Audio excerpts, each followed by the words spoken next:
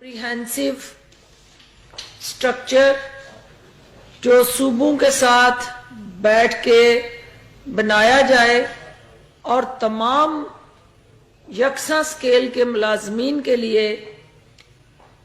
salary scale से लेके perks privileges जो हैं उनको यकसा बनाने के लिए हदायत जारी की और मशीर खजाना की ये ड्यूटी लगाई कि वो हड़ताली मुलाजमीन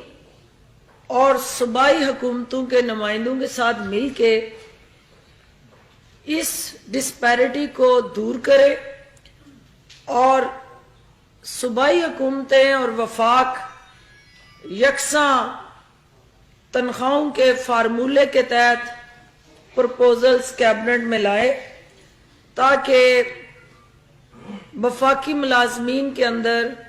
जो हार्ट बर्निंग है उसको ख़त्म किया जाए और उनके लिए बेस्ट पॉसिबल जो फैसिलिटेशन हो सकती है, क्योंकि ये हुकूमत जो है इसके साथ हर शख्स की तवक्कुआत हैं